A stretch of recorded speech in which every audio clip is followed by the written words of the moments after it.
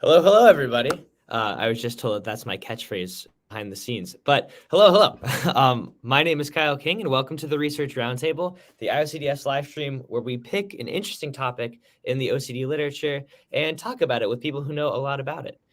As I just said, my name is Kyle King. I'm a senior at Yale studying neuroscience, and I have a particular interest in OCD, not just because I think it's a pretty cool disorder, pretty fascinating that is, but also because I have it. So all the research that we discuss on this live stream is pretty relevant and personal to me.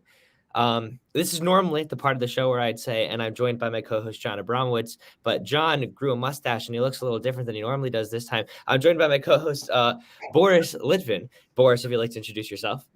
Sure. I'm Boris Litvin. I'm the IOCDF's Research Communication Specialist, and I handle the Research Grant Program, which basically funds the wonderful research that Dr. Willis and Dr. Timpano, who's just joined, have been working on. We've been funding research since 1994, and we're proud to say that we funded almost $11 million worth of research spanning in different topics, from neuroscience to treatment to related disorders as well.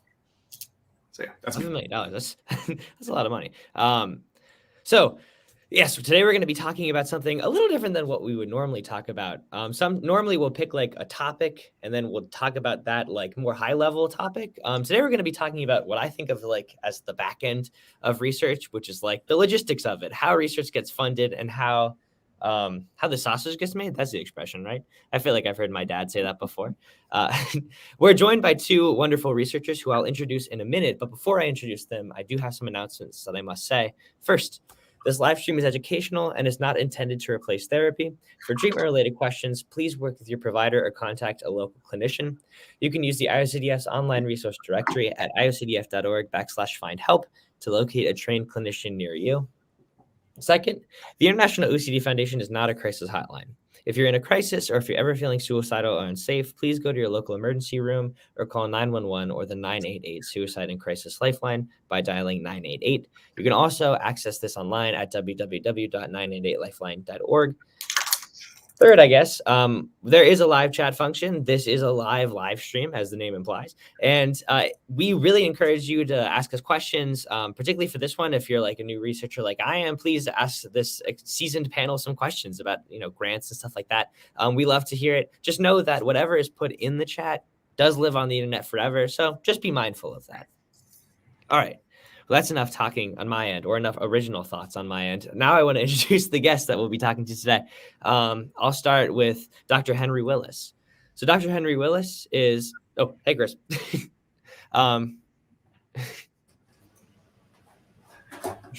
So Dr. Henry Willis is an assistant professor of psychology at the University of Maryland, College Park, and he is the recipient of the IOCDF's Janicki Young Investigator Award in 2018. So we'll be asking him some questions about that work.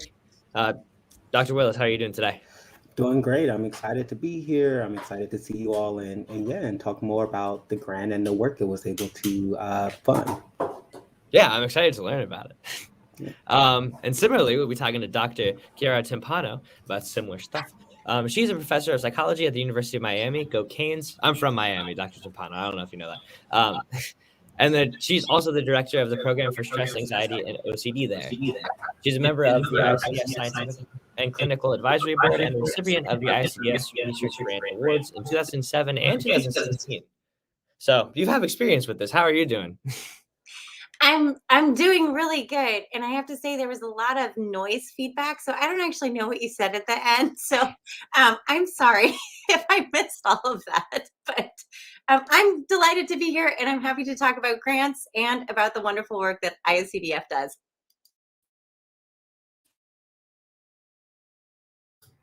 I think Kyle just froze a little bit. That might have been part of the audio issue. Yeah, I can see everyone now. Can you hear me? Yes. Okay, cool.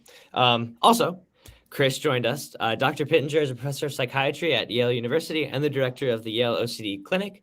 He's the chair of the IOCDF Research Grant Program and the Research Symposium, as well as a member of the IOCDF Scientific and Clinical Advisory Board. So I'll ask him and Boris some questions here at the offset about the IOCDF Research Program. Chris, how are you? Doing well to be here with you today.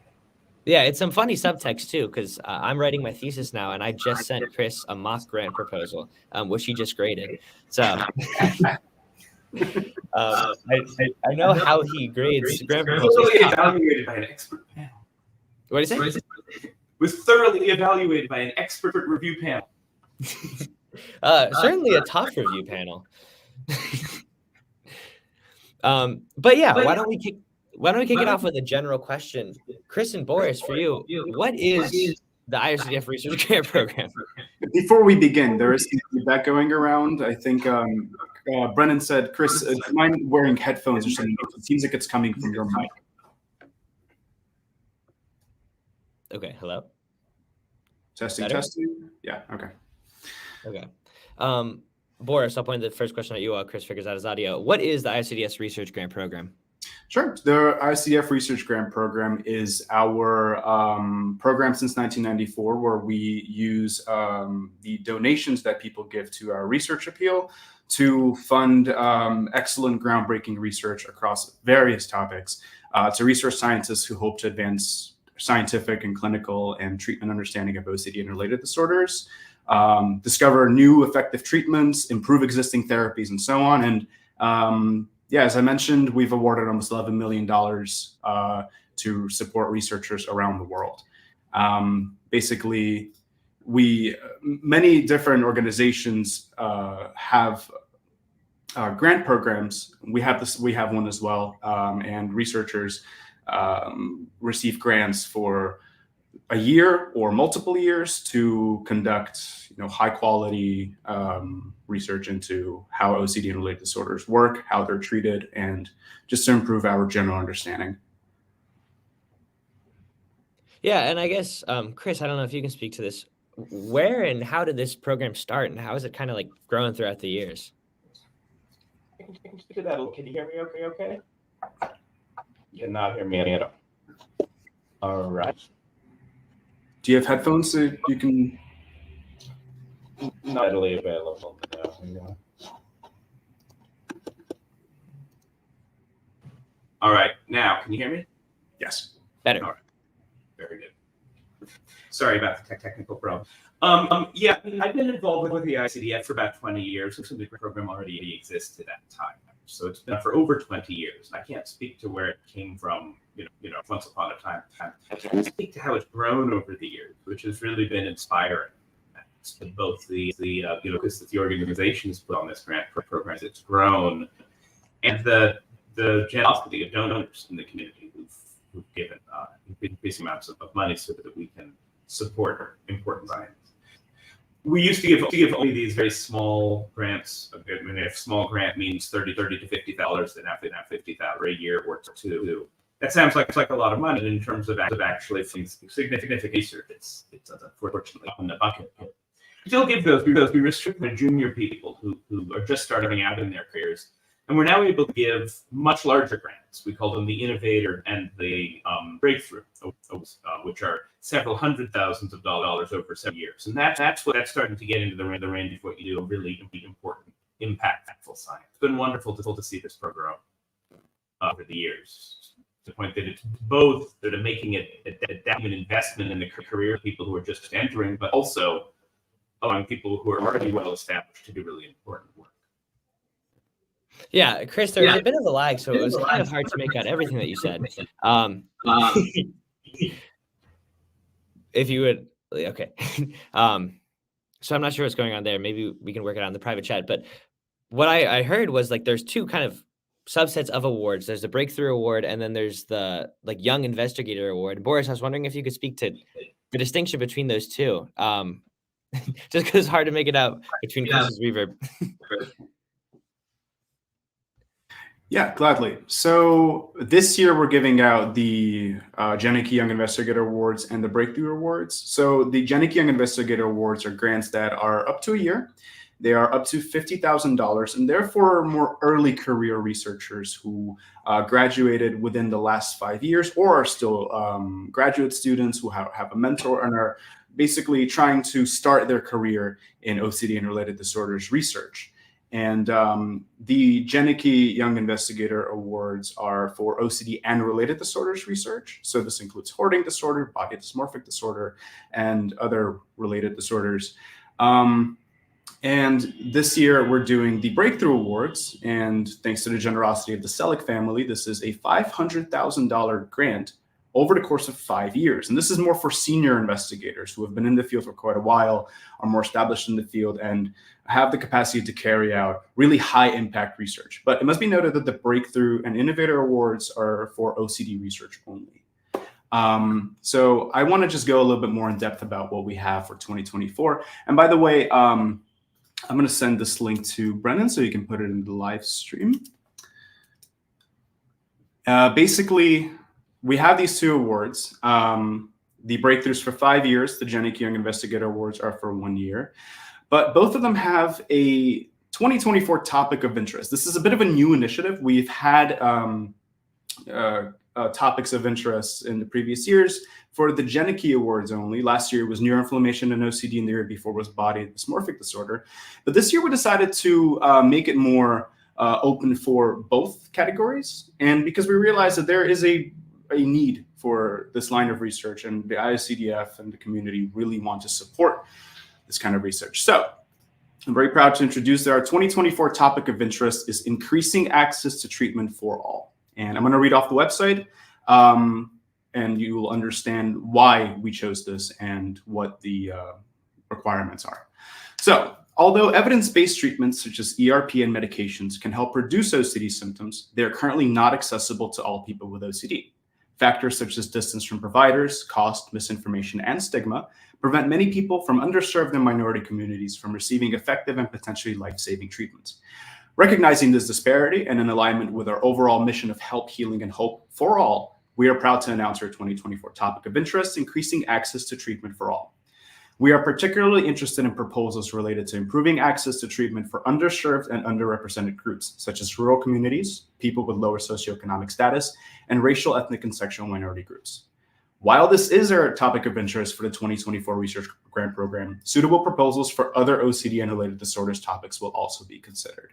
So we will accept suitable proposals for any kind of topic. But this year, if you're a researcher, by the way, the applications open on January 2nd and will close in February 28th. So you have about 2 months to submit your proposal. All of the guidelines are up on the website and the sidebar on the right. And oh, there seems to be more reverb. Sorry. Okay, great. And yeah, so if you are a researcher who's planning to submit for a topic of interest, in the portal, there will be a option to choose. I'm submitting for the topic of interest.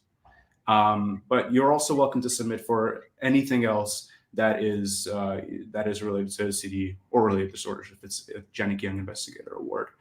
Yeah. So the topic of interest that you've chosen, is that only applies to the Young Investigator Award, or does that also cover the Breakthrough Award? This covers the Breakthrough Awards as well. So researchers who are applying to either the Breakthrough Awards or the Young Investigator Awards, if they are applying to this topic of interest, just check off the appropriate box. But yeah, we're looking forward to receive wonderful submissions from everyone. Last year we had an amazing program. I think there was like a record number of submissions. We've had more international engagement, and we're trying to expand engagement now, not only to the international researchers and universities and institutions, but also more to the ones here in the US and Canada that are closer to where the IOCDF is. So the websites have been updated in early December, and now it's a outreach push of which this research roundtable is a part of. And I just wanted to thank everyone for coming today and for learning more about the program. Mm-hmm. All right, Chris, I'm going to give you another shot. Say the sentence, Kyle has a lovely sweater. Oh God, now you sound like a robot. All right. I think I have an idea. I think I have an idea. When Chris speaks, everyone else mute their speakers, so there will be no reverb.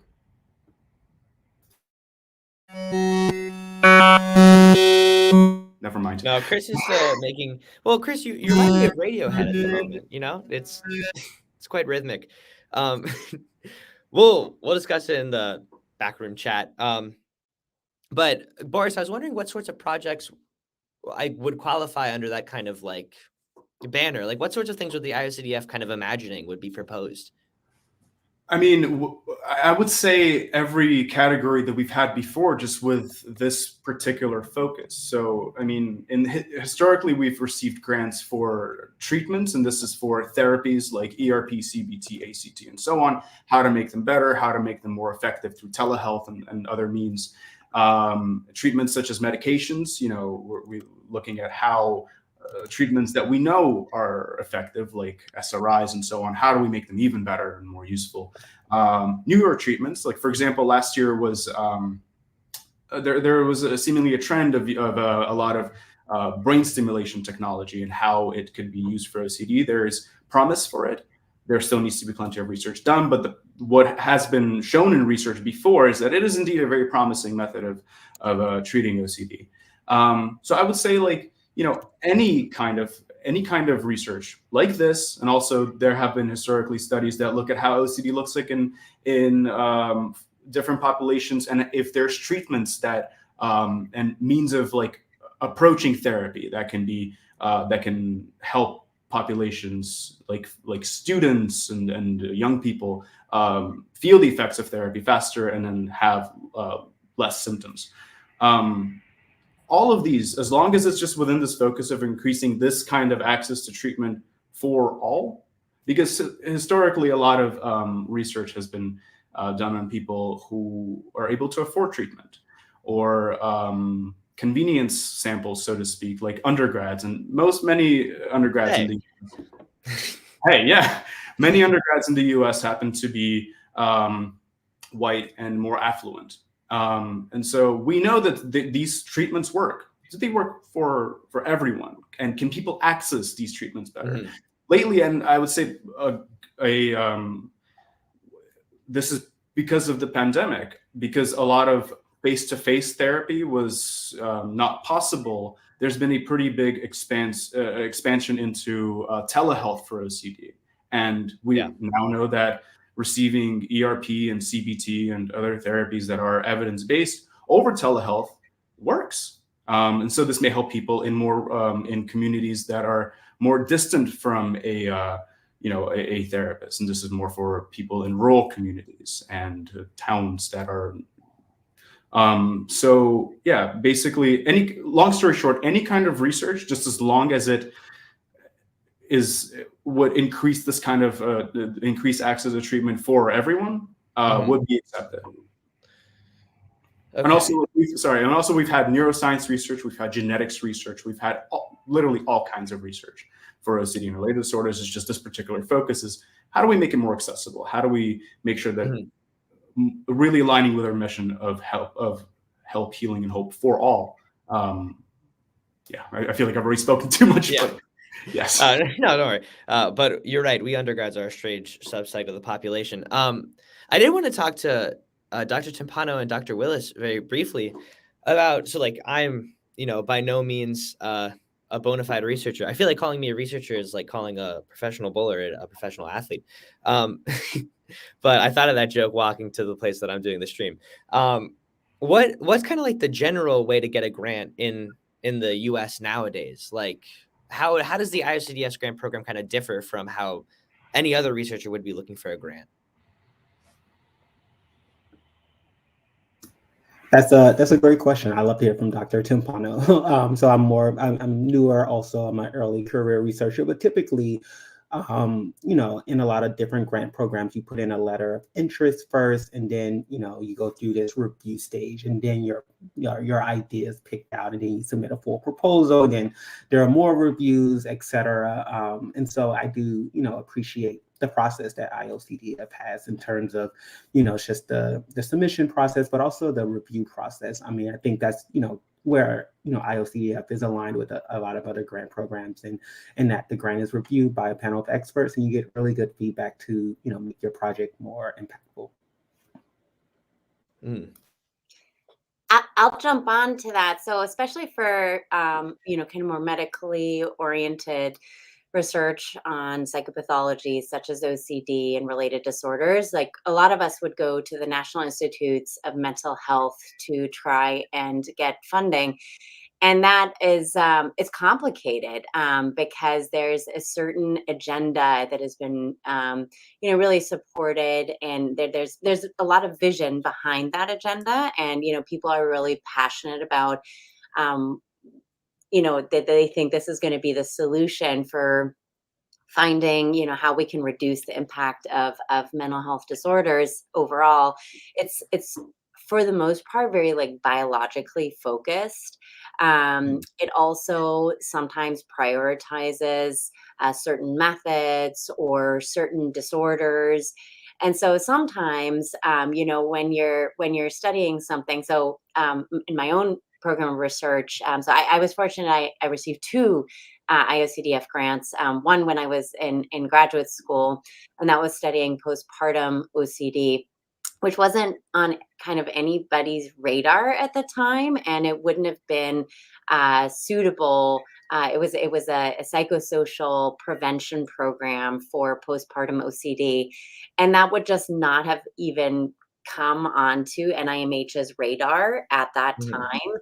And so it was a wonderful opportunity to be able to get some pilot funding to develop the program, do an initial test of it, and then publish that paper and get the word out there that this is something to worry about, and then also we have some solutions potentially. And then similarly, so when I started at the University of Miami, and I was more junior assistant professor, I received another Young Investigator Award. This one was focused on sleep and OCD and hoarding. So similar to what I was saying for the postpartum OCD, that it wasn't really on the radar for NIMH. Hoarding, it's hard to get people in the kind of general community to realize like how severe hoarding is and how little we know about it, and how imperative it is that we do more research on it. And so to be able to get your foot in the door, to be able to do these initial studies, and then also to do studies, initially people were like, sleep and hoarding, like what is that about? There was a little bit of data to suggest that sleep and OCD, that there might be a story there, but the fact that we were extending it to hoarding, we were able to take a little bit more of a leap. We were able to take a little bit more of a chance with an idea that we felt really confident about, but maybe the more conservative scientific community would have been like, oh, no, you need to do a lot more legwork before we're willing to support this. And, I think both of those, it's just, this is how science really moves forward. And so I'm so grateful for the IOCDF, because it allows us this focus for a set of disorders that we know are so incredibly severe, but that aren't always like on the radar of these more stigma earlier. And I think the stigma is a little bit also in the mental health care. It's like OCD always gets kind of relegated into its own table at the party banquet. And we don't, we're not always invited to kind of join the larger conversation. So I think that it's so important to be able to do those initial projects to get the pilot data, and then be able to think about how can we take this further then from there. Yeah, it's interesting, and I want to ask kind of more questions about the maybe the politics of this sort of like more the larger grant machine. But while I have Grant and Boris here, like it sounds like, if I understand correctly, the IOCDF is kind of more willing to give seed money to ideas that are related to OCD that maybe like the more conservative institutions, like you said, wouldn't give money to. So what's like the review process like that kind of allows for this? I guess these like pilot investigations that could theoretically change this field, but maybe not would get funding elsewhere. Chris, if you want to give it a shot.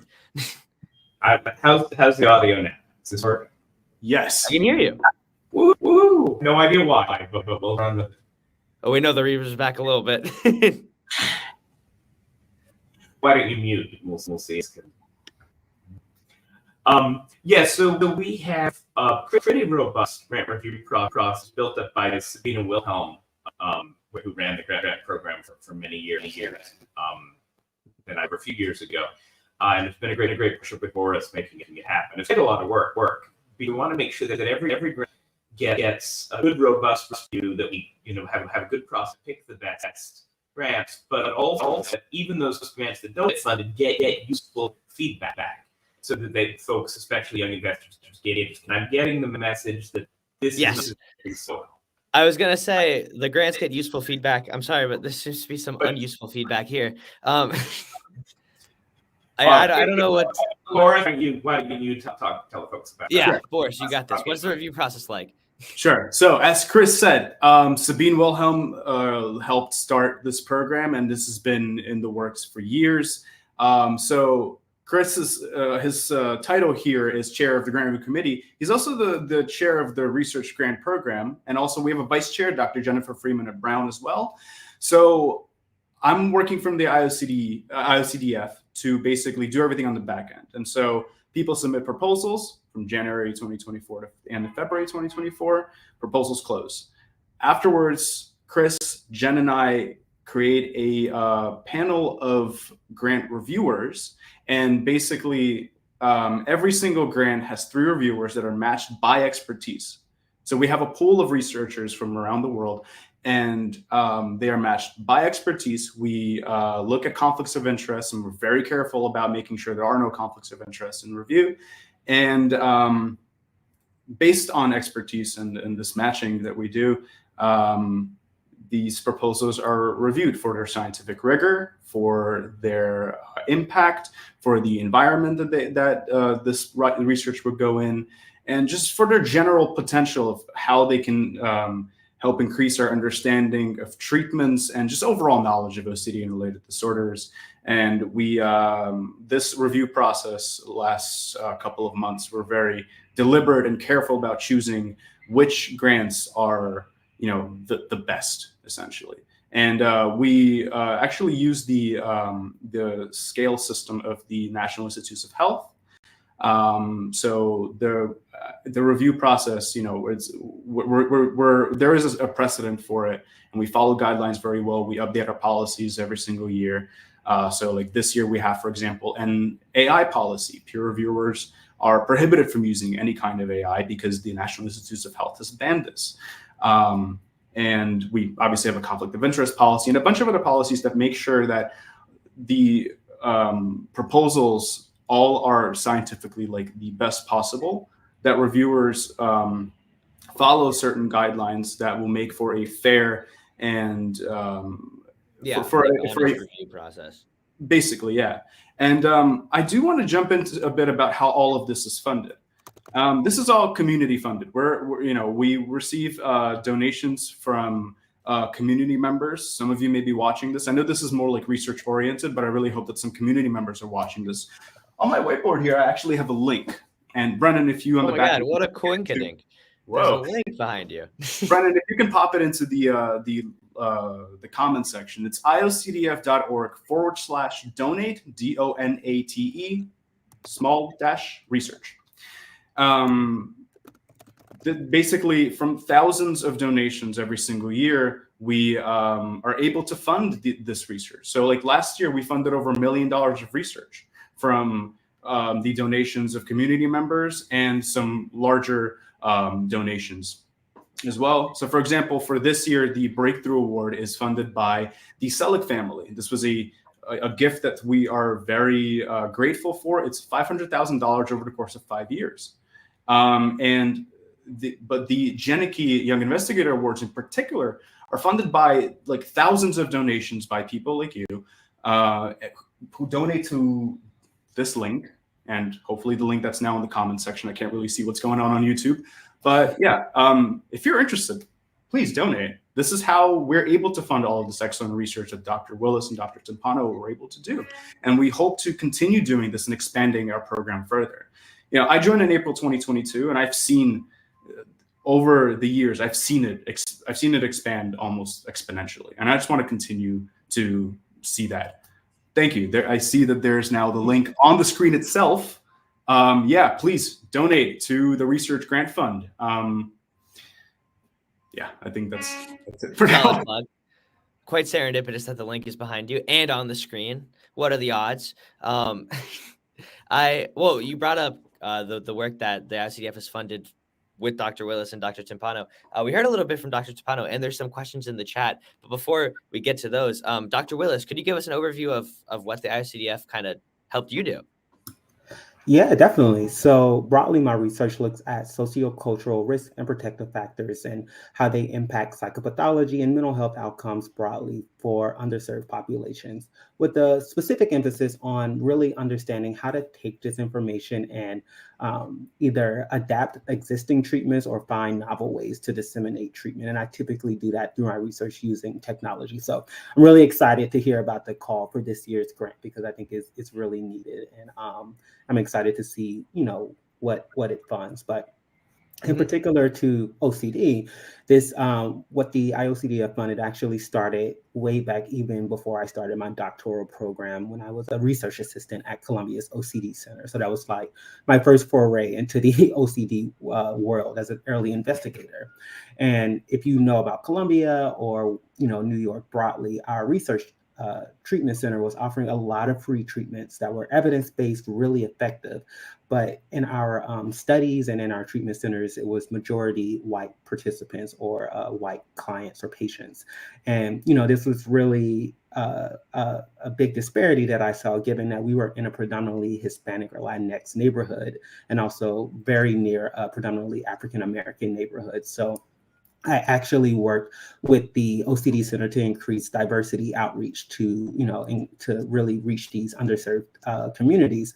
But more importantly, it really started to have me wonder on the research side, if, we don't have representation in our research studies and treatment studies, how do we know, OCD functions the same in these communities? Or how do we know these treatments are really evidence-based for these communities if they're not represented in our actual studies? So this was an idea that I carried through my doctoral program at University of North Carolina, Chapel Hill. And actually for my master's thesis there, I was able to start to empirically test that association. So I looked at the experiences of racial discrimination and how that was related to OCD symptoms over time for Black young adults. But I also looked at resilience factors. So I also looked at how racial identity beliefs, and so, basically individuals' beliefs around, what it means to be a member of their race, how that actually protected against racial discrimination and actually was associated with fewer OCD symptoms. And so this study is actually published in a journal of OCD. But what I was able to find was that, more frequent experiences of discrimination was associated with higher OCD symptoms over time, and that certain patterns of racial identity beliefs were protective for this group. And so this was very kind of new research at the time. Now we know a lot more about, specifically those sociocultural risk factors and protective factors and how they might, impact OCD. But this was one of the first studies to empirically test and kind of show evidence for those associations. And so my mentors at the time were Enrique Neblin and also Jonathan Abramowitz, who couldn't be here today. But the three of us, right, yeah. So the three of us really started to get excited about kind of taking this to the next step, in the sense that there were just still so many questions that were unanswered. Specifically, we were really interested in the mechanism. So, just knowing that these associations exist is helpful to start the foundation for, more novel research and interventions. But the only way we can really start to modify interventions is to really know the mechanism. So what's causing these associations? So that was the impetus of the Young Investigator Award grant application that I put into IOCDF. Back in 2018. Wow, it's been a while now. But and this was a grant that funded a 2-year longitudinal study to really, find a cohort of Black young adults and explore these different associations with the focus on the mechanisms and kind of understanding the links between these cultural risk and protective factors and OCD symptoms, so that we can, improve our treatments kind of like in line with the current call that IOCDF has put out. So, first of all, the research sounds awesome. And I have, I guess, a lot of questions about like grants in general. This is kind of for the whole panel. Like, why does it seem that the what the work you're talking about, Dr. Willis, it seems again kind of like this breaking ground in a new part of the OCD literature type work. Why is it that the IOCDF is funding this work and maybe like like NIMH doesn't seem to tend to fund this kind of newer stuff? I don't know if you can answer these questions, but these are questions that came to my mind. Yeah, definitely. And I think a lot of what Dr. Timpano mentioned is really spot on in the sense that when you're going to these bigger grant agencies like the National Institute of Health or the NIMH, it's not just, they're not just funding OCD research. They're looking at a variety of these disorders, et cetera. So even if your idea fits within like a certain direction, even still, it might not stand out based on, the other applications that are in the variety of different research ideas that it's up against, and even the reviewers. And so I think that's where IOCDF also stands out in that the reviewers are OCD experts, whereas, you might get a range of reviewers in those other grant mechanisms that may have different kind of backgrounds or, knowledge when it comes to, potential impact of, novel ideas. And I think, the other reason that tends to happen is that there isn't a lot of research. Again, it's really hard to maybe evaluate the potential impact or, just how useful the idea is. And so funders might get a little skittish around funding something that they might not think is, either relevant or impactful in that sense. Yeah. Dr. Timpano, do you have something to add to that? No, I mean, I think just going back again, when you were asking Boris, and I'm sure Chris probably would have had additional thoughts to say about how the review process works. And I've been part of the grant review committee for a number of years. And so, I think the part to really emphasize is that we're holding the scientific bar as high as like every other granting agency. It's as rigorous as the National Institute of Mental Health. But the key difference is that rather than being in a grant review panel with somebody who studies schizophrenia and, there's depression, all these different things that they're interested in. that's right. Like you have the experts in OCD and related disorders at the table thinking through. And I think that that's partially why people are also able to, kind of think bigger and think off the beaten path, so to speak, and maybe not, do this kind of very kind of slow, incremental type of work. And that's really exciting. Like I love being part of those review panels because it's like, wow, our field is so cool. We've got so many great researchers. And we're all aiming for the common goal of being able to reduce the impact of this disorder. So that's what I have to add. Yeah, well, it was helpful. And like the people who are watching this, obviously have a vested interest in OCD research in one way or another. Like how much, I guess, because the NIMH would have so many different things pulling at it, right? So many different forces that want grant money. How much kind of like does OCD research typically get? Again, probably not a question that has a hard number behind it, but what are your senses? I mean, funding through the NIH is just hard, period. And I think that especially for those of us who do more psychosocial research, like it's really hard there because there's this emphasis on biological mechanisms, and that is not to diminish them.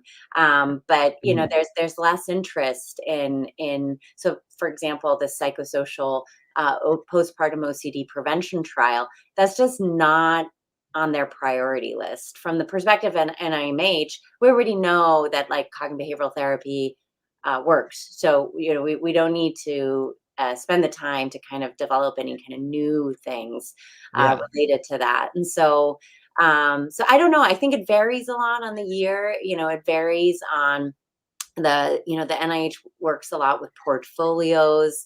And so, if you have a program officer who's willing to kind of like help support a portfolio, but yeah, this is, for the OCD world, IOCDF, that's our home.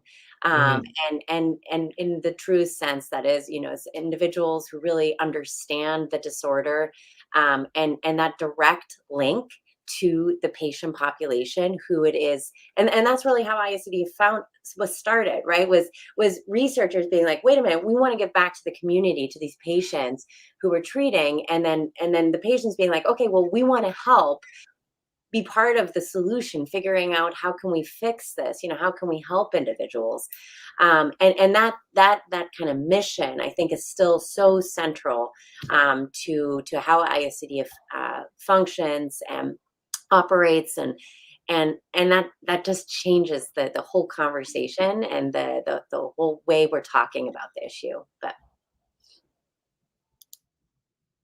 Yeah, not necessarily thinking about it like, I guess, black and white, like, oh, or I guess what I mean to say is like, you're thinking about the individual and the people with OCD when you go to fund a project, like what can help, me the most, and what sorts of information like might benefit the community. That's really like exceptional. And I think that's something that like I haven't heard, I guess, in the NIH priorities as much. So I guess kind of on the topic of this theme of the year, and then it's connects with Dr. Willis's research quite nicely. How do Erica McCoy asked at 12:30, essentially, like, how do we get broader populations of people to care enough to help out in research with OCD? So Dr. Willis, you might have some good answers. Dr. Timpano, I'm sure you've encountered this question yourself when doing research. So if you guys have any kind of knowledge. Yeah, I mean, I think, just first awareness is the biggest thing. So finding creative ways to, really get the word out, not only, about OCD, but OCD research and the different kind of stakeholders that are really supporting the research process and kind of the research field. And that can even be through social media, TikTok, those sorts of things. So I think when we think about, really expanding our reach, it's really thinking about, creative ways to disseminate what we're doing or what we want to do outside of those traditional means of just like journal articles or et cetera. So even roundtables like this is a really great way to do that. I like to imagine you dancing on a TikTok. One day. Not quite yet. Dr. Stefano, how have you kind of conquered this question? yeah, I mean, I think getting word out there, and also appreciating, different communities. So when I did my postdoc work up in Boston at Massachusetts General Hospital before I came down here to Miami. And Miami is a very, very different place than Boston. Different than Connecticut too. Just the fact that the majority of the city is bilingual. We have a lot of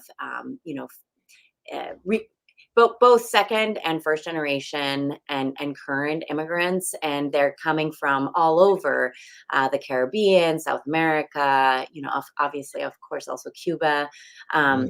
And so it adds this like element. And so I think about it less of an issue for OCD than I do for some of the other disorders that I work with. So, BDD, things like plastic surgery are culturally much more kind of woven into just this is what people do. And so we've had to change for some of the patients who come to us where they have a likely diagnosis of BDD, thinking about how to have that conversation, that this might be something that they're struggling with, that they don't have to struggle with, has to be nuanced. And then the other example is hoarding.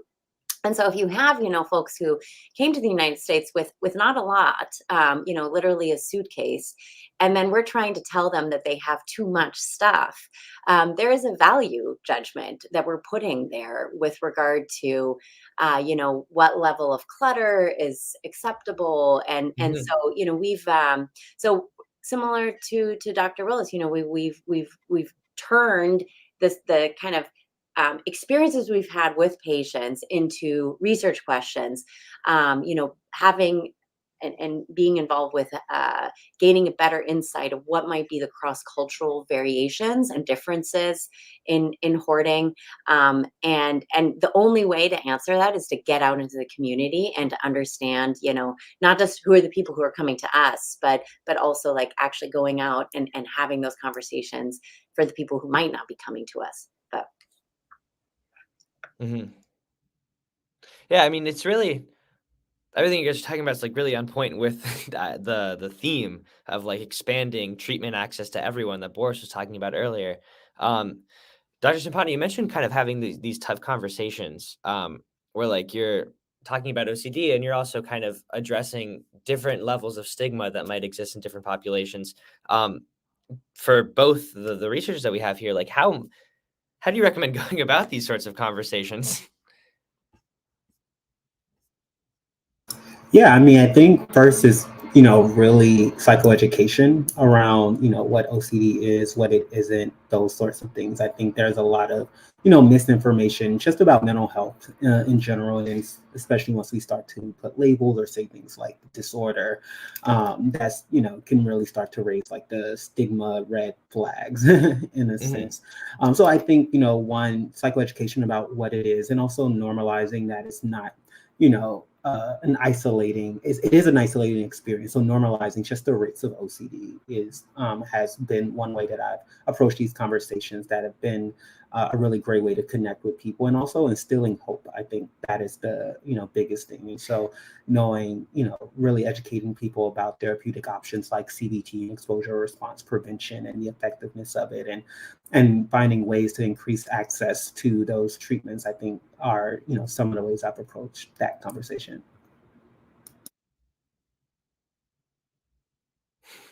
Same sort of advice, Dr. Cimpano. yeah, I think that was a great response. I have literally nothing else to say. Yeah. Right on point. Great. So I guess I'm also curious about like both your guys' work and what the ICDF has helped you accomplish. I'll start with Dr. Willis. So Dr. Willis, I guess one question that I had when you were kind of giving this broader overview was why do you think it is the case that those who've experienced increased discrimination also seem to have higher severity of OCD symptoms?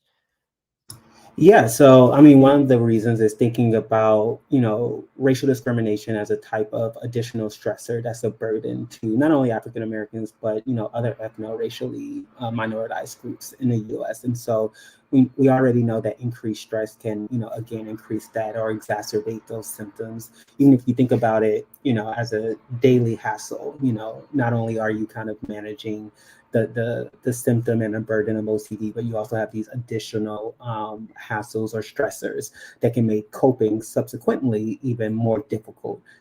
So, really thinking about it as an additional unique stressor that this group experiences. And so, again, it's not that racial discrimination causes more OCD. We kind of think about it more complex and more nuanced in that sense. Yeah. That's my role in this show. Questions that make it seem more simple than it actually is. And where kind of like, I guess you've had experience with the IOCDF grant program for a while now, since you were in your graduate program, I think you said. What's kind of like your next step when you're thinking about what research questions you want to ask, and how has the IOCDF kind of helped you ask those sorts of questions going forward? Yeah, so I guess for better or worse, this study started, even though it was funded in 2018, as you know, with the research process in terms of IRB and all of that stuff, we really kind of started data collection around 2019, starting in 2019.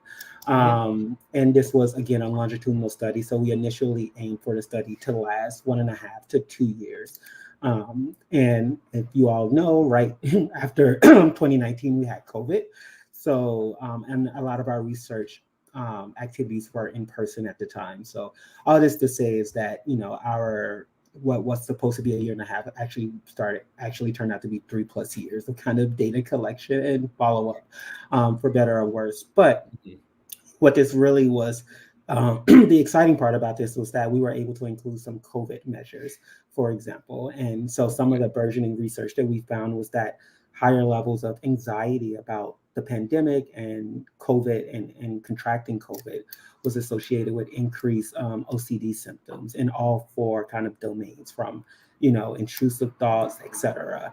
And this was specific to African American young adults over a 2-year period during the pandemic. So all this to say was that, even though our research activities were stretched out because of COVID, we were able to kind of put in new measures and kind of start to gather new data that help us answer, really great or ask new interesting questions in kind of the next phase of the research. Under the guise of like the grant that the IOCDF. Yeah, exactly. So Okay, it's like a bonus data we got from this, thankfully. And so I started the African American Mental Health Equity Lab at the University of Maryland, College Park in the psychology department. And so over the next year or two, we're going to not only be still exploring those original research questions and digging into the longitudinal 3+ year data, but we're going to also start to look at this kind of new line of findings that are kind of emerged as a result of just collecting data during COVID. Okay, dude, that's awesome. I just want to say it's amazing to hear this, that like our program helped all of this happen. And set up a center. I wasn't expecting that. Yeah, thank you very much. Yeah.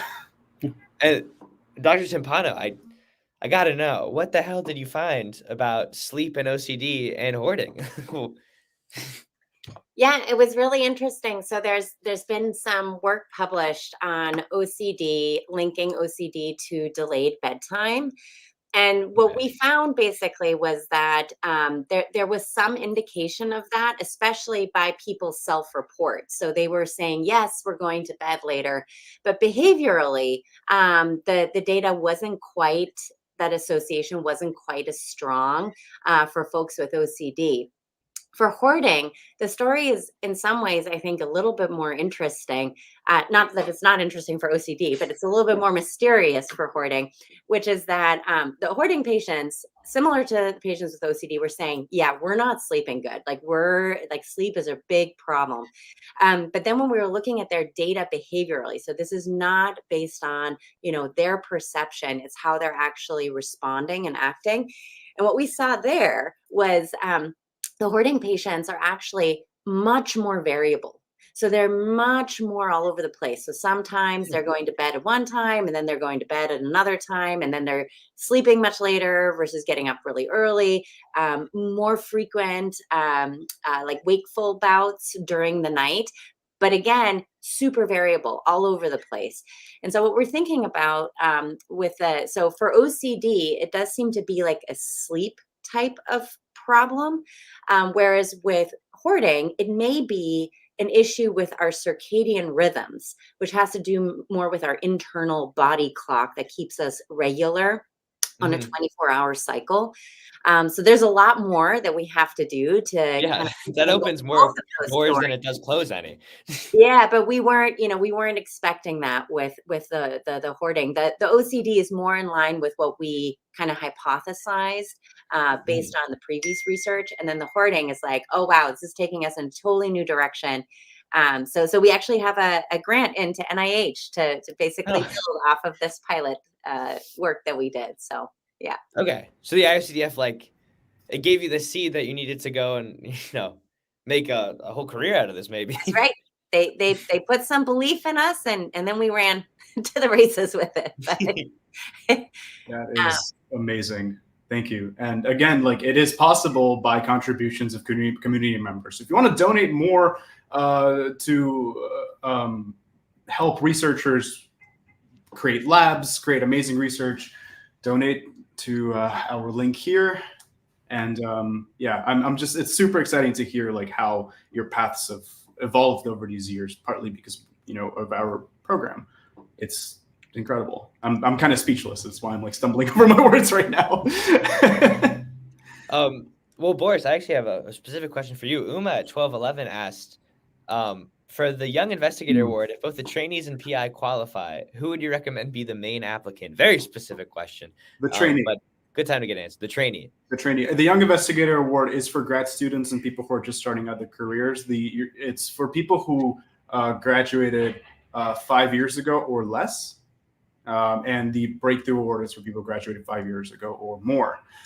So if you're applying to a Young Investigator Award and you're still in grad school or you're fresh out of grad school, the trainee should apply, and the PI could be a mentor.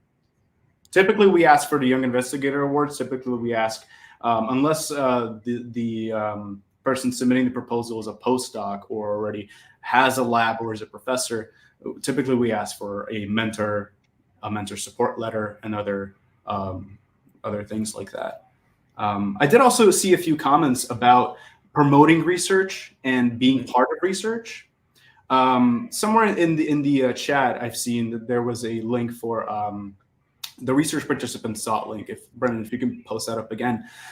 If you want to promote your study, go on the research participant sought / like how to submit, and reach out to me. Go to email research@iocdf.org, and we'll help you promote your study. If you want to be a part of research, also go on that website, find the study that you want to be a part of, and usually there's a link to reach out to an institution or a researcher directly, and a link for how to apply to be part of a study. So this is a website that's kind of for both researchers and people who want to be part of studies. So I feel like I answered 2 questions at once. Yeah, no, that was how I was going to ask you that question next. We're kind of pressing up against time, and I don't want to keep you guys too long. So Dr. Timpano, do you have any closing words? And then I'll go to Dr. Willis and Boris. Just thank you for everything that you do. Boris is the engine that keeps us chugging along with the research program. So thank you. And thank you for this webcast, this wonderful opportunity to chat with our broader community.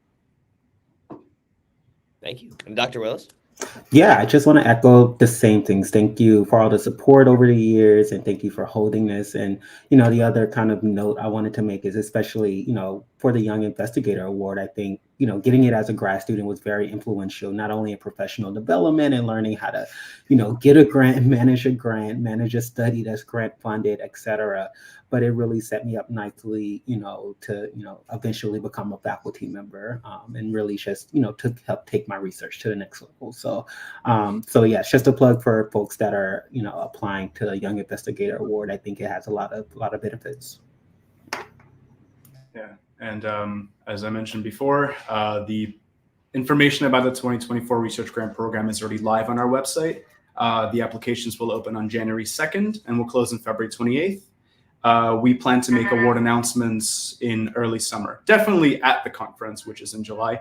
But donate to our research fund.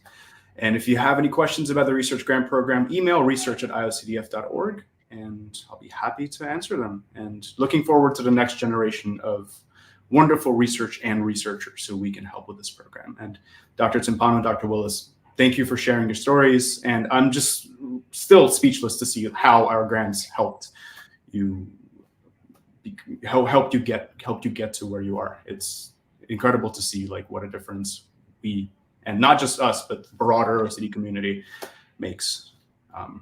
Thank you. Yeah, and I'll drop my Venmo. So if you want to donate to Kyle Gets a Pizza Fund, please. I'm taking donations. Anyway, so I hope everyone enjoyed watching. I enjoyed hearing about your guys' research, and see you all next month.